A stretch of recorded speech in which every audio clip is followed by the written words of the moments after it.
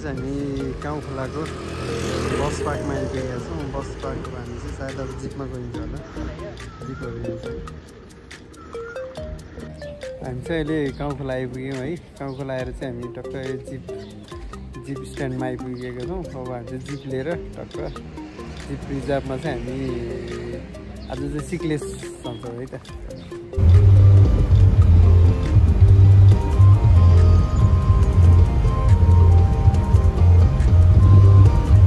अहिले चाहिँ हामी गाउँ खोला हुँदै माथि गाउँपालिकाको चिप्ली भन्ने ठाउँमा आइपुगेका छौँ।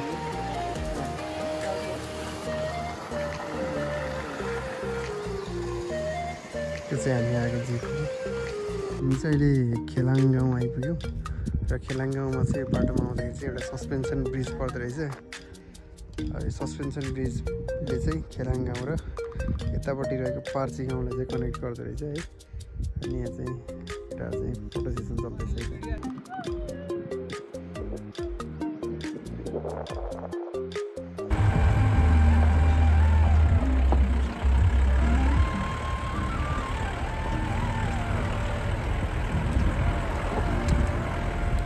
फाइनल्ली चाहिँ हामी 6:55 7 बजीतिर चाहिँ हामी सिक्लेस आइपुगेका छौँ है त।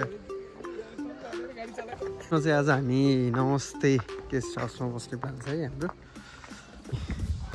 नमस्ते गेस्ट हाउसमा आइपुगेको छौँ सिक्लेसमा। केटाहरू अहिले चाहिँ चिया खाँदैछन् है त।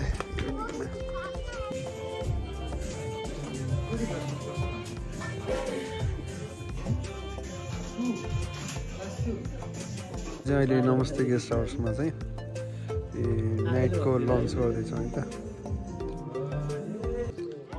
Hello good morning from Sikles. हामी चाहिँ अहिले लगभग 6:30 बजीतिर उठेर फ्रेस अप भइसकेका छौँ र एकछिनमा ब्रेकफास्ट गरेर चाहिँ हामी मुभ अन हुने प्लान छ है त।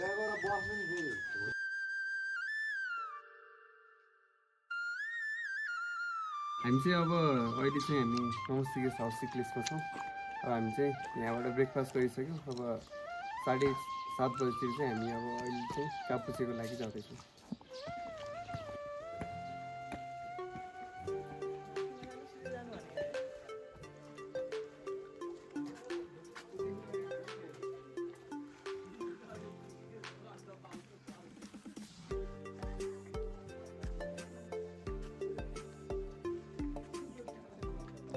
हामी चाहिँ अहिले सिक्लेस गाउँबाट निस्किसकेका छौँ र सिक्लेसबाट यता पारिपट्टिको गाउँ चाहिँ तामतिङ गाउँ रहेछ। अहिले भिजिबिलिटी राम्रो नभएर चाहिँ देखिएको छैन सुकुको कारणले गर्दाखेरि। र यहाँ सिक्लेसबाट चाहिँ भोगु पुग्न चाहिँ 4 घन्टा 30 मिनट र कापुचे पुग्न चाहिँ 6 घन्टा जस्तो लाग्ने रहेछ। र हामीलाई यतापट्टि एउटा भोटे कुकुरले चाहिँ साथ दिइरहेको छ है त। हामी सिक्लेस गाउँबाट निस्किसकेपछि चाहिँ अलिकति यतापट्टि आएपछि यस्तो बाटो आउँछ र हामीले यही बाटो फलो गर्दै जानुपर्ने हुन्छ है त।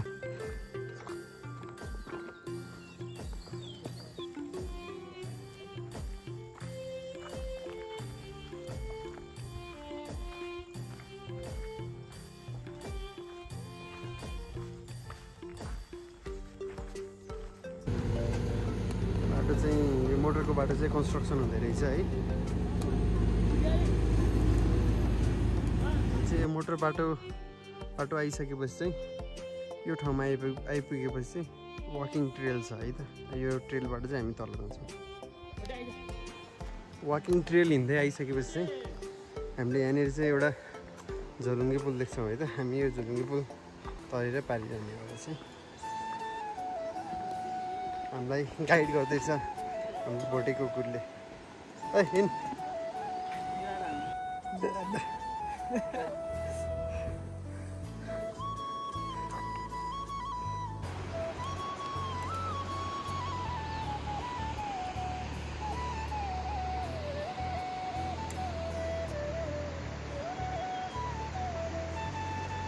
तिवारीको चाहिँ टेक्ने लट्ठी नभएर चाहिँ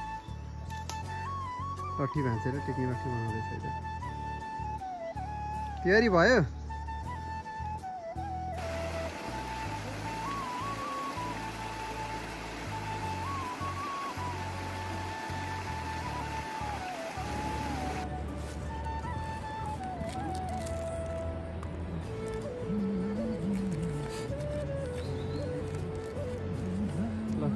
हामी चाहिँ अहिले अल्का डाँडा आइपुगेका छौँ। अल्का डाँडा चाहिँ यहाँबाट चाहिँ अब हुगु चाहिँ 1.5 घन्टा र कापुचे चाहिँ 3 घन्टा लाग्दो रहेछ। हामी चाहिँ अहिले यो झरना नजिकै आइपुगेका छौँ। अब यहाँबाट चाहिँ लगभग 15-20 मिनटमा चाहिँ हामी हुगु पुगिन्छ होला। चाहिँ केटाहरू अगाडि बढिसकेका छौँ। हामी चाहिँ अहिले हुगुको ठाउँ पुगेका छौँ। यो चाहिँ होटल आइसफल। हामी चाहिँ अहिले चाहिँ हामी जाने भने चाहिँ नमस्ते गेस्ट हाउसमै गएर बस्छौँ, लन्च गर्छौँ। अहिले चाहिँ हामी केटाहरू हुँदैछन् है। सेकेन्ड हो कि थर्डमा चाहिँ हाम्रो नमस्ते गेस्ट हाउस आउँछ यता। हामी चाहिँ लगभग अहिले हुगुको नमस्ते गेस्ट हाउसमा आइपुग्न लागेको छौँ। त्यो झुरुङ्गे पुल तरेर पारी गएपछि चाहिँ नमस्ते गेस्ट हाउस आउँछ है। सिन चाहिँ एकदम रमाइलो छ, तर ट्रेन चाहिँ एकदम तल माथि अप्ठ्यारो नै रहेछ है। हामी चाहिँ अहिले चाहिँ बिहान 8 बजे निस्केर लगभग 6 घन्टाको हिँडाइपछि चाहिँ माथि गाउँपालिका स्थित हुगु बोटको नमस्ते गेस्ट हाउसमा आइपुगेका छौँ। र अब हामी चाहिँ लन्च गर्छौँ नमस्ते guest house.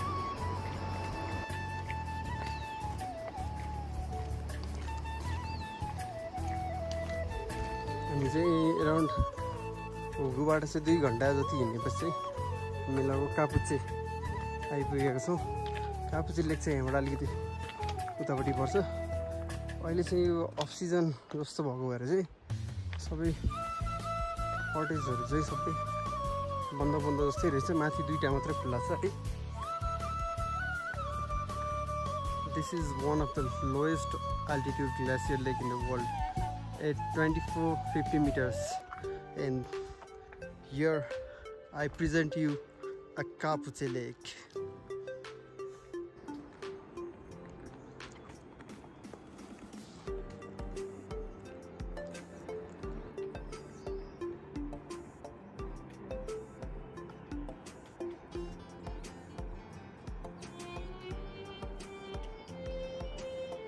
Here is the Kapuche Lake for you all.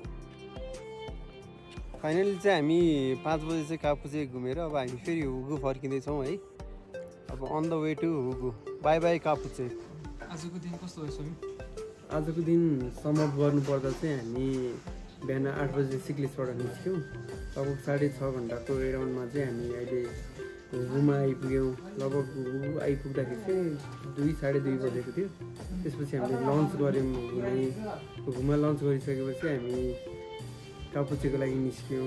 लगभग एराउन्ड 3-3:30 बजेदेखि चाहिँ 2.5 घन्टा जस्तो 2-2.5 घन्टा एराउन्डमा हामी चाहिँ कापुचे पुग्यौँ। बिस्तारै हिँड्दाखेरि बाटोमा चाहिँ पानी पनि पर्ला जस्तो भएर चाहिँ अब कापुचे नै बस्ने कि भन्ने पनि प्लान थियो बिचमा चाहिँ, तर वेदरले चाहिँ साथ दियो र हामी फाइनली कापुचे पुगेर चाहिँ आउँदाखेरि चाहिँ 1.5 घन्टा जस्तो एराउन्डमा चाहिँ अहिले चाहिँ हामी हुगु आएर नमस्ते गेस्ट हाउसमा लन्च गर्दैछौँ। Hello, good morning guys from Hugu. आज चाहिँ वेदर चाहिँ अलि खुले जस्तो देखिया छ है। अब हामी चाहिँ ब्रेकफास्ट गरेर निस्किने तर्खरमा छौँ। आज चाहिँ हामी लगभग 7:30 बजीतिर उठ्यौँ है। अहिले चाहिँ 8 बज्न खोज्दैछ। अब 8 बजी चाहिँ ब्रेकफास्ट गरेर आज हामी चाहिँ कोरीको लागि निस्किन्छौँ। हामी चाहिँ यो खोला तरेर चाहिँ तलबाट चाहिँ माथि यता माथिको डाँडामा जानुपर्ने रहेछ। त्यो चाहिँ मादी खोला हो है। सुरुमा निस्किने बित्तिकै ट्रेल चाहिँ अहिले अप्ठ्यारो रहेछ है। यहाँबाट अहिले चाहिँ नयाँ चाहिँ यतापट्टि सस्पेन्सन ब्रिज बन्दैछ नयाँ। अहिलेको लागि चाहिँ बाटो एकदम अप्ठ्यारो छ।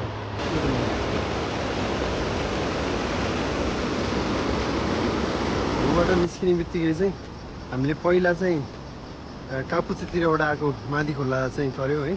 अब यो चाहिँ यो अहिले बगिरहेको खोला चाहिँ कोरीतिरबाट आएको मादी खोला है त। यो अलिकति तलपट्टि गएर चाहिँ मिसिन्छ खोला। सुरुमै ट्रेल चाहिँ अलिक कन्फ्युजिङ रहेछ। हामीलाई चाहिँ हाम्रो दाइले गाइड गर्दै हुनुहुन्छ अहिले चाहिँ। लगभग 1.5 घन्टामा चाहिँ हुगुबाट अहिले चाहिँ हामी यो हाइड्रो पावरको क्याम्प स्टेसनमा आइपुगेका छौँ। अनि कोरी चाहिँ लगभग यो अगाडि देखिएको डाँडाकै हाइटमा पर्छ, तर यो डाँडाको पछाडि भन्ने इन्फर्मेसन दिनुभयो हाम्रो दाइले चाहिँ।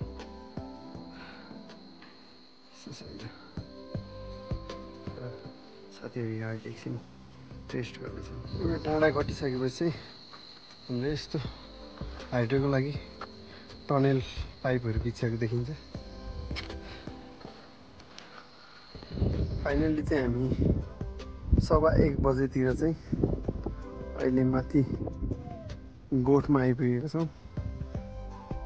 यो भनेको चाहिँ लगभग 60% बाटो कम्प्लिट भइसकेको छ। फाइनल्ली चाहिँ चिया नास्ता गरेर चाहिँ हामी लगभग 2:15 बजी चाहिँ कोरीको लागि चाहिँ निस्किँदैछौँ है त। हामी चाहिँ अहिले लगभग आधी घन्टा उकालो हिँडिसकेपछि यो ठाउँमा आइपुगेका छौँ। पानी पर्न स्टार्ट भइसकेको छ। माथि गडाङगुडुङ गइरहेको छ। बिच बाटोमा चाहिँ पानी अलि सर्कै परेको भएर रेनकोट लाउनु पर्ने अवस्था आयो। केटाहरू चाहिँ अगाडि नै धेरै नै अगाडि पुगिसके। म चाहिँ अलिकति फास्ट फरवर्ड अलिकति पेस बढाएर हिँड्नुपर्ने छ। चाहिँ हामी चाहिँ अहिले यो पाटन जस्तो ठाउँमा आइपुगेको छौँ। बाटो चाहिँ अप्ठ्यारो रहेछ, पानी पनि पऱ्यो बिचमा। अहिले चाहिँ एकछिन रेस्ट गर्दैछौँ। हामी चाहिँ अराउन्ड 5:15 चाहिँ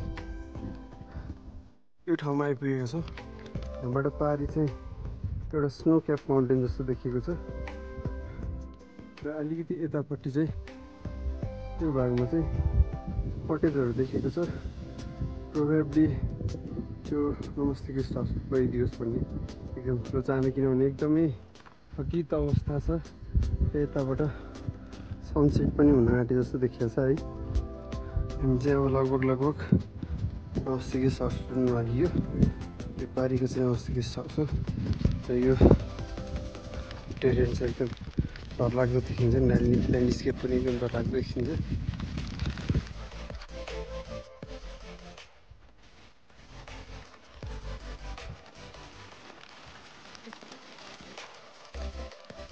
फाइनली चाहिँ हामी लगभग 8-8.5 घन्टाको हिँडाइपछि चाहिँ अहिले लगभग 5:45 बजीतिर हामी चाहिँ कोरी आइपुगेको छौँ। कोरी स्थित Namaste guest house. Hello good morning guys from Kori. अझै बिहानको लगभग 6 बजेको छ र हिमाल चाहिँ खुल्ने क्रममै छ। बिस्तारै सनराइज हुँदै जाँदाखेरि चाहिँ हिमाल खुलिरहेको छ। बिहान चाहिँ पुरै ब्लक नै देखिन्थ्यो, अहिले चाहिँ बिस्तारै सनराइज हुँदैछ र हिमालकोहरू पनि खुल्दैछ। अब चाहिँ हामी एकछिनमा चाहिँ चिया खाएर चाहिँ माथितिर जान्छौँ है त। अहिले चाहिँ अराउन्ड 6:45 चाहिँ हामी माथितिर जाँदैछौँ है।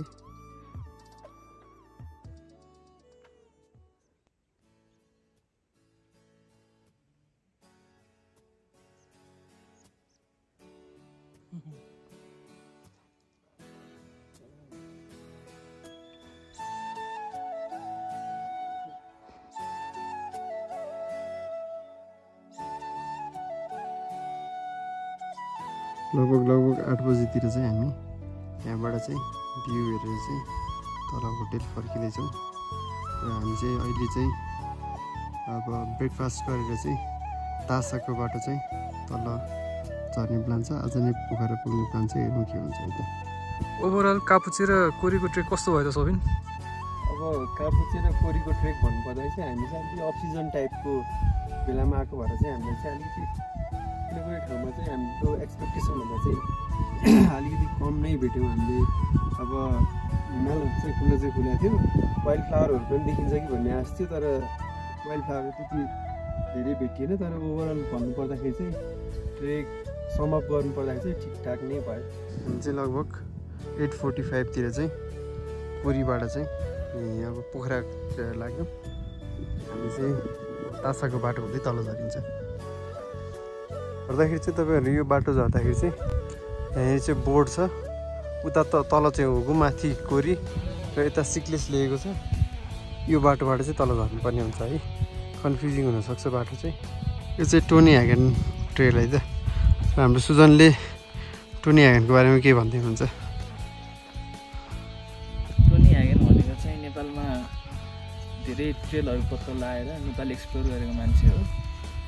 यसलाई कदर गर्दै नेपाल सरकारले यसलाई नेपालको नागरिकता पनि दिएछ जस्तो लाग्छ।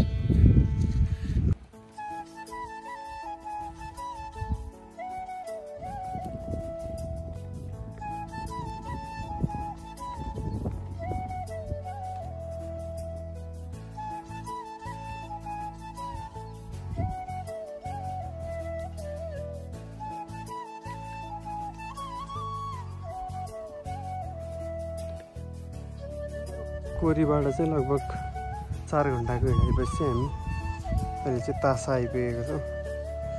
तासामा चाहिँ हामी लन्च गरेर फेरि सिक्लिसको लागि निस्किन्छौँ। तासाबाट करिब 2 घन्टा हिँडेपछि चाहिँ हामी यो पावर हाउसको स्टेसनमा आइपुग्छौँ। यो पावर हाउसको स्टेसन कटिसकेपछि यो झुलुङ्गे पुल तरेर हामी चाहिँ सिक्लेसतिर चाहिँ हामी अहिले चाहिँ सिक्लेस गाउँ आइपुगेको छौँ। पारी यता त तान्तिङ छ। अहिले हामी 6 बजी चाहिँ सिक्लेस बस पार्कमा आइपुगेको छौँ। अब यहाँबाट चाहिँ हामी प्रोभाब्ली जिप रिजर्भ गरेर चाहिँ पोखरा लागिन्छ होला। जिप रिजर्भ गर्दाखेरि चाहिँ 5000 जति लाग्छ र सेयरिङ बेसिसमा जानु पर्यो भने चाहिँ अलिकति सस्तो पर्न सक्छ।